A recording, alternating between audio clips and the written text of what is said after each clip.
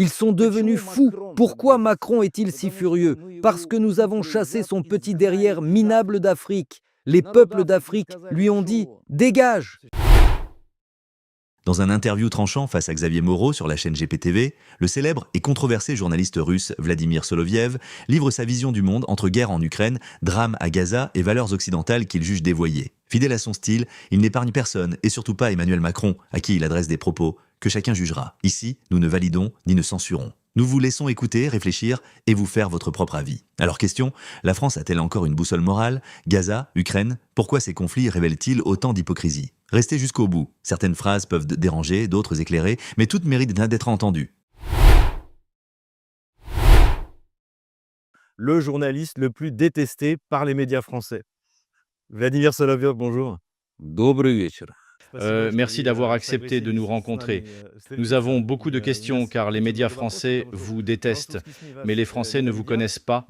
Ils savent seulement ce qu'on montre parfois à la télévision, qu'il existe un certain Vladimir Soloviev qui veut détruire Paris, Lyon, Marseille. Alors, comment vous présenteriez-vous et comment êtes-vous devenu cette figure emblématique de la télévision russe? Je ne suis certainement pas une icône, ne serait-ce que parce que je suis juif.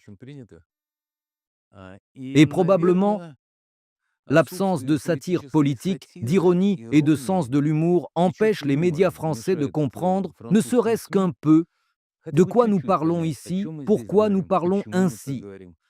D'un côté, c'est cela. De l'autre, l'étonnante irresponsabilité des politiciens français qui ne parviennent pas à comprendre les conséquences de leurs actions. Je ne menace pas de détruire Paris, Marseille, Lyon. Je ne fais que constater l'inéluctabilité de cela. Si la France se retrouve entraînée dans une guerre, c'est ce que Vladimir Poutine a dit directement aux journalistes français dès février 2022. Avant le début de l'opération militaire spéciale, lors d'une conférence de presse à Moscou entre les dirigeants de nos pays. Voulez-vous vraiment être entraîné dans une guerre nucléaire avec la Russie?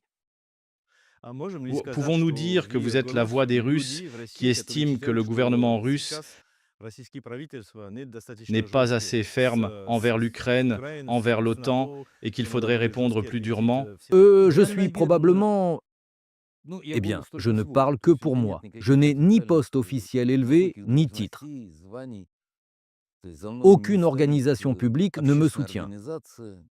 Oui, j'ai beaucoup de téléspectateurs. Merci à eux de me regarder. Je dis ce que je pense être juste, et beaucoup partagent mon point de vue.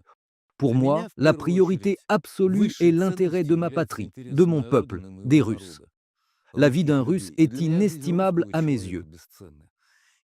Quand, depuis 2014, l'Europe a applaudi d'abord le coup d'État nazi en Ukraine, la prise de pouvoir par la violence, puis le meurtre de Russes quand elle refusait de le voir, quand les politiciens européens inventaient leur version des événements sans vouloir voir la réalité. Bien sûr, ici, beaucoup serraient les dents de colère. Et quand, en 2022, nous avons été contraints de défendre la RPD et la RPL que nous avions reconnues et avec lesquelles nous avions signé un traité, nous obligeant à les protéger, alors que, dès le 15 février, des bombardements ont commencé sur le Donbass et qu'il a été décidé d'évacuer les habitants. Les familles se séparaient, envoyant femmes et enfants à l'intérieur de la Russie, tandis que les hommes restaient pour défendre leur patrie. Oui, je suis partisan d'une ligne dure. Je pense que le nazisme doit être éradiqué.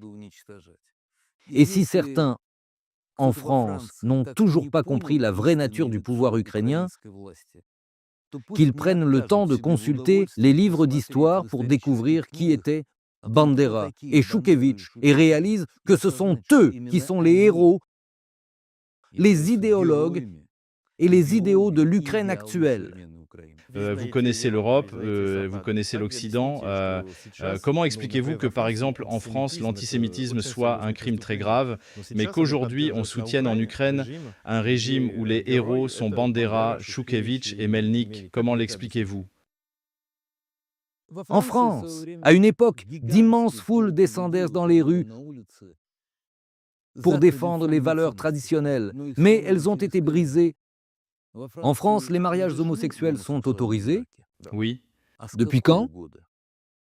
Si je me souviens bien, en 2013. C'est l'année où vous avez trahi le christianisme, le judaïsme et l'islam. C'est l'année où vous avez trahi les religions abrahamiques et cessé d'être une grande puissance chrétienne. C'est l'année où vous avez trahi votre histoire, vos justes, vos chefs spirituels. C'est une année tragique dans l'histoire de la France. Ce n'est bien sûr qu'un des points. Donc, quand vous parlez d'antisémitisme, la France, malheureusement, est un leader en la matière. Cela est lié à une politique migratoire irresponsable et au fait que personne ne lutte contre cela, ni ne peut le faire. Et quand vous dites qu'il n'y a pas d'antisémitisme en Ukraine parce que Zelensky est juif, Zelensky vient d'une famille juive, mais il n'est pas juif pratiquant. Il n'adhère pas au principe du judaïsme. Mais là n'est même pas la question. Choukevitch et Bandera n'étaient pas juste antisémites. Ils étaient avant tout des bêtes, des russophobes. La forme moderne de russophobie ne diffère en rien de l'antisémitisme des années 30. Mais la France est si à l'aise dans sa russophobie, elle s'y complaît, oubliant tout ce que les Russes ont fait pour la France et comment ils sont morts pour sa liberté pendant la Première Guerre mondiale. Ils ont oublié. Mais en conséquence, votre position vous vaut des sanctions et des menaces d'attentats. Vous avez un important service de sécurité. Avez-vous peur? Non, bien sûr que non. Comment avoir peur de la mort si c'est la seule promesse que la vie tient toujours? Toutes les autres promesses de la vie ne sont jamais tenues. Mais échapper à la mort, seuls 3 hommes y sont parvenus dans toute l'histoire de l'humanité, Élie, Enoch et Jésus, selon la tradition chrétienne. Comment en est-on arrivé là? On m'a imposé des sanctions avant le début de l'opération. Pourquoi? Eh bien, quand? Comment peut-on surprendre un juif antifasciste avec des sanctions de l'Europe nazie? Quoi de plus naturel que des politiciens européens qui confisquent les biens d'un juif? Qu'y a-t-il de nouveau dans cette histoire depuis les persécutions des Juifs à la fin du XVe siècle en Espagne? Rien, l'Europe n'a fait que révéler son vrai visage, car le nazisme est absolument l'idéologie dominante de l'Europe contemporaine. Pourtant, tous les gouvernements européens affirment au contraire qu'ils sont contre le fascisme, contre le nazisme. Ils racontent n'importe quoi. Jugez-les par leurs actes. Ce sont des nazis finis, pitoyables, insignifiants, qui ont volé au peuple d'Europe leur droit à leur propre opinion, qui se moquent de la volonté des électeurs européens, qui ont violé le droit sacré de la propriété privée, la liberté d'expression. La France, l'Allemagne, ce ne sont pas des pays libres. Que sont devenus vos gilets jaunes? Ils ont été matraqués dans les rues. Et alors, quelqu'un s'est étonné du nombre de morts, de blessés parmi les participants à ces manifestations pacifiques? Les autorités s'en sont bien tirées. La France est l'une des dernières puissances coloniales qui retient par la force des peuples hors de ses frontières, tout en ayant l'audace de reprocher à qui que ce soit en disant que la Russie est un pays colonialiste. Ils sont devenus fous. Pourquoi Macron est-il si furieux? Parce que nous avons chassé son petit derrière minable d'Afrique. Les peuples d'Afrique lui ont dit « Dégage !» Maintenant, direction la Roumanie. Eh bien, en Roumanie, maintenant, il faut réfléchir. Les chefs des services secrets français qui s'ingèrent dans la campagne électorale roumaine. Il fallait persécuter Pavel Durov parce qu'il a, en tant que propriétaire de Telegram, refusé d'instaurer une censure politique. De la censure. Vladimir, vous répétez plusieurs fois que vous êtes juif. Eh bien, j'ai entendu vos commentaires sur ce qui se passe actuellement à Gaza. Vous ne soutenez pas la politique de Netanyahou, si j'ai bien compris. Comment pourrais-je soutenir le meurtre de personnes innocentes? Si, pour quelqu'un, la nationalité d'un enfant tué fait une différence, il est gravement malade. Si un enfant juif est tué dans un attentat, mon cœur souffre autant que s'il s'agit d'un enfant russe. Si un enfant palestinien, français ou n'importe qui est tué, ce sont des victimes innocentes. Est-ce que je condamne les attentats à 100%? Est-ce que je considère ce qui s'est passé en octobre comme criminel? Aucun doute là-dessus. Est-ce que je pense que tous les terroristes doivent être éliminés? Oui. Est-ce que je pense que les otages doivent être libérés? Sans l'ombre d'un doute. Mais au cours de l'opération militaire, plus de 50 000 habitants de Gaza ont été tués. Pendant toute la durée de l'opération militaire spéciale, les chiffres officiels des civils tués, y compris dans les territoires de la Nouvelle-Russie, sont inférieurs à 14 000 hors militaires. C'est la seule guerre au monde où le nombre de civils tués est inférieur à celui des militaires. Et c'est la guerre Russie-OTAN, car elle se déroule en Ukraine, mais contre l'OTAN. Je voudrais revenir sur l'opération spéciale. Et d'ailleurs, si vous voulez libérer des otages, posez-vous la question, combien d'otages les Israéliens ont-ils libérés par des actions militaires et combien par des négociations? Je voudrais revenir sur l'opération spéciale. Vous attendiez-vous à cette opération en février 2022? Je voulais qu'elle commence en 2014. Donc vous pensez que la Russie était prête à ce moment-là parce que pendant... En 2014, la Russie n'était pas prête. Mais les souffrances des habitants du Donbass, les crimes insensés commis par le régime nazi qui a pris le pouvoir en Ukraine, grâce aux scélérats européens et américains, ces victimes, bien sûr, étaient effroyables, mais cela n'intéressait personne. Quelqu'un s'est-il demandé combien de Russes sont morts? En France, connaît-on la tragédie d'Odessa? L'a-t-on condamné? Non, bien sûr, les gens éclairés savent, entendent, et leur cœur souffre. Mais les autorités françaises se taisent toujours. Quand Macron, se délectant de son esprit sous les caméras de télévision, dit « Vladimir, où ton juriste a-t-il étudié ?» Contrairement à Macron, Poutine est lui-même juriste. Que pensez-vous de Macron? En tant que politique, parlons-en. Le mot « merde » n'est probablement pas un beau mot en français. Pas du tout. Je dirais ceci, j'ai connu des hommes de sa taille qui étaient grands, bien que tyrans, et qui ont laissé derrière eux un code de grande victoire, mais aussi une France épuisée, dévastée, avec une génération d'hommes décimés. Mais ils sont entrés dans l'histoire.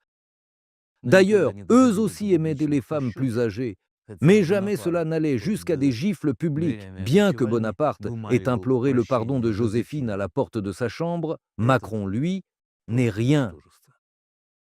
Ni Napoléon, ni De Gaulle, loin, très loin de Gaulle. C'est un homme qui a transformé la France en risée. Quand je vous écoute, je vois que vous n'avez pas beaucoup de respect pour les dirigeants européens. Mais dernièrement, j'ai remarqué que concernant Donald Trump, vous pensez qu'il est possible de travailler avec lui. Ai-je raison? Je pense que Trump, sans aucun doute, entrera dans l'histoire de l'Amérique. D'abord comme un président qui est revenu après une pause, comme un homme qui a survécu à une tentative d'assassinat, comme un homme incontestablement très courageux, très audacieux, et qui d'autre, dans l'histoire de l'Amérique, a suivi un tel parcours de vie? Il a le droit d'avoir son point de vue, et il est clairement suivi par le peuple. C'est un président populaire. Mais derrière Macron, qu'y a-t-il? Enfin, au moins en France, il y a des élections directes. Bien que, lorsque le vote des partis a eu lieu, le choix du peuple a été volé. On a nommé un Premier ministre et des dirigeants sans aucune majorité. En Allemagne, il n'y a même pas d'élection directe. Et si l'on parle de la structure répugnante de l'Union européenne, qui a élu ces gens? Qui a choisi Ursula von der Leyen, célèbre pour avoir volé des sommes phénoménales sur les vaccins? Et personne ne pose la question. Vous dites que la démocratie fonctionne mieux en Russie qu'en Union européenne. Nous avons des élections. Nous avons des élections présidentielles directes. Nous choisissons. Cela peut plaire ou déplaire à certains, mais chez nous, c'est totalement transparent, hautement technologique. Vous pouvez contester en justice, consulter les enregistrements des caméras, recompter les bulletins. C'est absolument transparent. C'est la forme la plus avancée, utilisant toutes les avancées en matière de droit électoral. Ce n'est pas le système américain par courrier, où l'on découvre que des voix ont été volées à Donald Trump et que sa présidence lui a été dérobée. C'est pour ça qu'il est revenu après un mandat. On parle de corruption. Tout le monde disait que la Russie était corrompue. Ici, ce sont des enfants comparés à l'Union européenne. Il est risible de parler de corruption. Regardez les scandales de corruption monstrueux en France. Chez vous, chaque président finit en prison. C'est presque comique à ce stade. Comment c'est possible? L'un a pris ici, l'autre là, un autre ailleurs. Qu'est-ce que c'est que ça? Des mains sales, vraiment? Si l'on regarde comment se déroulent vos élections, on a éliminé un vrai candidat, on a accusé une prétendue femme de chambre, puis on a découvert qu'il n'y avait rien, mais on a privé Strauss-Kahn de se présenter, puis on a inventé un scandale pour un autre candidat, et on a propulsé Macron. On lui a opposé 2 fois un candidat, le seul qu'il pouvait battre, cette pauvre femme portant le nom de Le Pen, qui par définition ne peut gagner en France, et à chaque fois, vous faites semblant d'avoir une démocratie. Je voudrais revenir sur l'opération spéciale. Vous êtes souvent sur le front. Les Français l'ignorent, mais vous avez créé vos propres structures. Comment cela fonctionne-t-il? Nous passons plus de 200 jours sur le front. Nous terminons l'émission le jeudi et nos équipes de tournage partent sur le front, auprès des gars. Lors de chaque voyage, nous ramenons des films sur la guerre,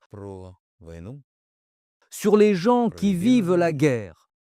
Nous montrons tout tel quel. Nous ne cachons rien et nous disons toujours la vérité.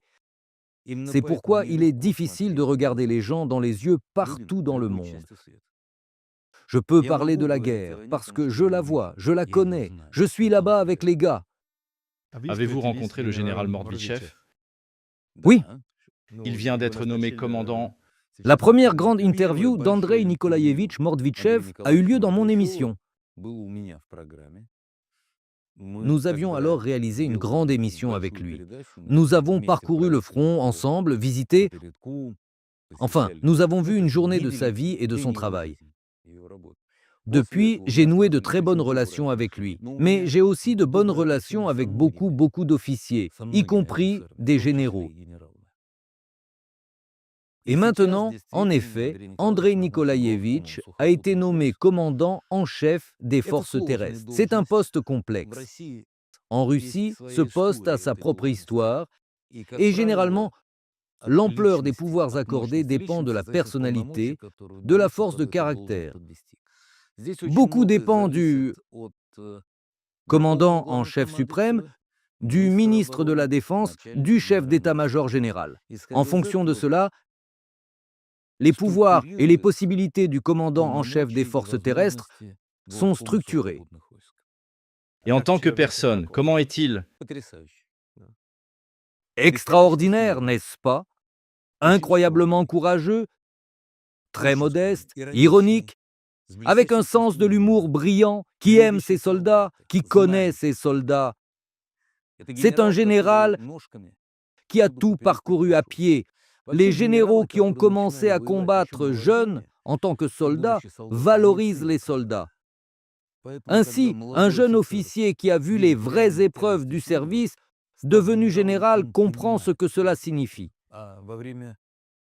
Et pendant les combats, le général Mordvichev a été blessé lors de la libération de Marioupol. Il a protégé une journaliste avec son corps, sauvant sa vie. Le général Mordvichev, lors de la tragédie de Kharkov, dans une voiture avec un autre général, est allé stopper une percée, directement sur place avec une arme légère, et il a combattu aux côtés de ses soldats sur le front. Mordvitchev est intelligent, subtil, un stratège et tacticien brillant. Ce n'est pas un hasard si sous son commandement, le groupe Centre avance plus vite que les autres. Comment est la situation sur le front pour l'armée russe actuellement?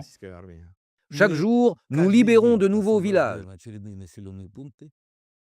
Au cours des 2 dernières semaines, nous avons libéré 300 km² et 17 localités. Ainsi, pendant que l'Ukraine commet des attentats et fait du battage médiatique, nous gagnons la guerre.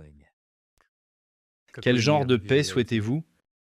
Une paix durable, véritable, juste. Quand les Européens descendront de leur piédestal et comprendront qu'ils n'ont pas le droit d'imposer leur volonté aux autres, quand ils comprendront la véritable cause de ce conflit. Nous n'avons jamais voulu conquérir l'Ukraine, prendre Kiev en 3 jours, c'est une absurdité totale. Cela n'a jamais été dans les déclarations de notre commandant en chef suprême. Nous demandions simplement « Arrêtez de tuer les habitants du Donbass ».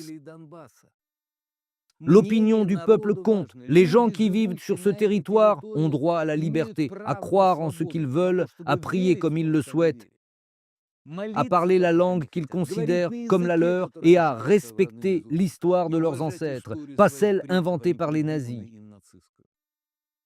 On aurait pu arrêter toute cette tragédie et 1 million d'Ukrainiens seraient encore vivants et en bonne santé. Le nombre de morts et de blessés ukrainiens a déjà dépassé le million. Les pertes russes sont bien moindres, incomparables. Et tout cela pourquoi? Nous disions simplement quitter le territoire de Donetsk et de Lugansk. Laissez ces gens vivre. On nous a dit non. Et ils ont perdu Zaporojie et Kherson. S'ils disent encore non, ils perdront tout jusqu'au Dniepr et l'accès à la mer Noire. C'est justement ma question. Actuellement, la Russie revendique 5 régions, déjà inscrites dans la constitution russe, mais beaucoup en Russie disent qu'on ne peut pas abandonner. Odessa, Mykolaïv, Kharkiv sont des villes russes, des gens russes y vivent. Qu'en pensez-vous? Ces questions se régleront sur le champ de bataille et dépendront largement de l'obstination du leadership ukrainien. Plus il agira stupidement, plus il perdra de territoire. Mais la question qui m'étonne toujours, celle à laquelle je suis souvent confronté, c'est que nous chercherions à conquérir l'Europe. Mais qu'y a-t-il en Europe qui pourrait... Je connais des gens en France qui vous attendent avec impatience. Je peux venir en visite quand les sanctions seront levées, mais la question est simple. Qu'y a-t-il en Europe qui pourrait nous intéresser? Comment 150 millions de personnes pourraient-elles conquérir et contrôler un demi-milliard? Vous n'avez rien. Vous n'avez pas de ressources naturelles, nous les avons. Toute l'Europe pourrait tenir plusieurs fois dans la région de Krasnoïarsk. Nos femmes sont magnifiques, nos hommes sont courageux et forts. Où irions-nous pour rééduquer des dégénérés? Quel est l'intérêt? Venir voir Paris. Paris était magnifique. Il faut la remettre en ordre. Paris a été reconstruit par le baron Haussmann à l'image de Saint-Pétersbourg.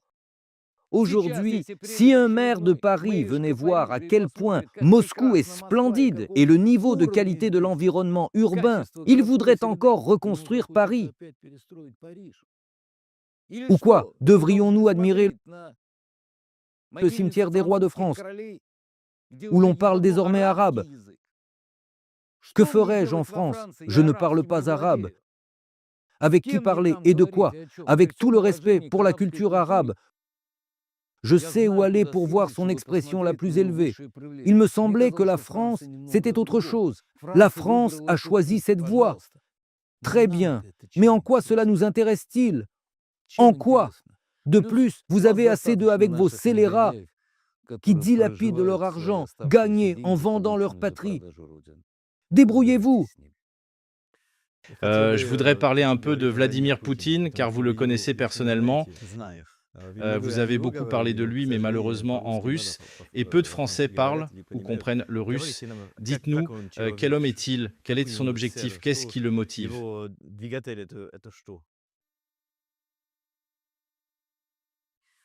C'est un homme qui, d'abord, est la chair et le sang du peuple russe.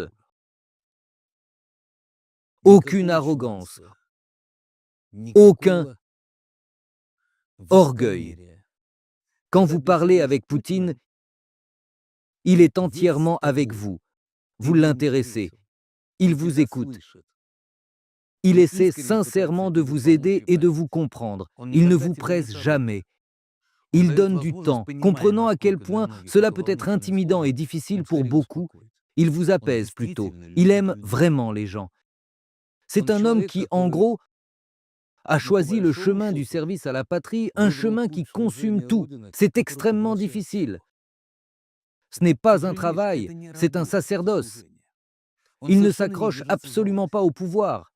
Il est bien plus démocratique qu'on ne le pense. Il n'y a aucun signe de tyrannie ou d'autocratie. C'est totalement absurde. On l'a montré sur Rossiya 1, si je me souviens bien. Il vit presque comme un moine. Il vit comme un ascète. C'est un homme profondément croyant, mais il n'aime pas laisser les gens entrer dans cette partie de sa vie. Il est vraiment très modeste et très équilibré. On ne peut pas le mettre en colère ou le pousser à une réaction impulsive, car il ressent la responsabilité envers une grande nation à l'histoire millénaire. Je suis d'accord, Vladimir Poutine sait se maîtriser, mais j'ai été très surpris il y a longtemps lors d'une interview, il était dans sa voiture aux Russes et là il a dit que tous les dirigeants européens protestent maintenant contre l'Ukraine, mais tôt ou tard, ils Remueront la queue, oui. c'est une réaction rare. Ils sont déjà fatigués, les dirigeants occidentaux. Les dirigeants occidentaux ont tout fait pour décevoir Poutine, car il y avait des dirigeants occidentaux avec lesquels Poutine trouvait un intérêt. C'étaient des gens qui représentaient leur peuple et leurs intérêts nationaux. Mais quels intérêts nationaux représente Merkel? Macron? Mélanie? Quels intérêts défendent-ils? Je ne parle même pas de la Finlande ou des Émirats baltes. Quels intérêts? Certainement pas ceux des peuples. L'avenir de la Russie sur la scène internationale, ce sont les BRICS, c'est la Chine. L'avenir de la Russie est toujours radieux. Il n'y a pas de meilleur ami que la Russie, et pas de pire ennemi que la Russie. Les Russes savent faire la guerre et savent être amis. Tous les 100 ans, les Européens testent leur destin, espérant que les Russes ont oublié comment se battre. On peut tromper les Russes avec des flatteries et des embrassades. Mais avec des menaces et de l'agression, on ne fait que réveiller les héros légendaires qui, une fois de plus, devront conquérir les capitales occidentales. Et après Poutine, que se passera-t-il? Après Poutine, il y aura un dirigeant choisi par le peuple qui prêtera serment et servira la grande Russie et le peuple russe. Je ne vous demanderai pas qui, mais avez-vous un candidat potentiel en tête, quelqu'un que vous pensez... Certainement pas moi. Je peux garantir à 100% que ce ne sera pas moi. Je ne suis pas fait pour ça. Poutine a réussi à former toute une génération de politiciens brillants. Merci Vladimir. Un dernier message pour nos téléspectateurs français. Puis-je chanter l'hymne national français? Ce ne sera pas perçu comme de l'extrémisme? Français, reprenez votre pays.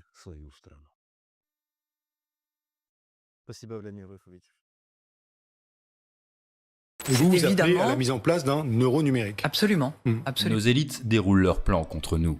Mais nous aussi on a des plans contre eux, déjà au travers de nos émissions avec une revue de presse économique pour faire le point avec vous, puis dans notre revue mensuelle avec des analyses financières et des solutions de décentralisation, et surtout dans notre stratégie anti-CBDC. Plus de 3 heures de contenu exclusif et gratuit pour apprendre concrètement à préserver votre épargne. Au programme, protection anti-crise, anti-banque, anti-État et bien d'autres solutions. Le temps joue contre nous, mais on peut se défendre.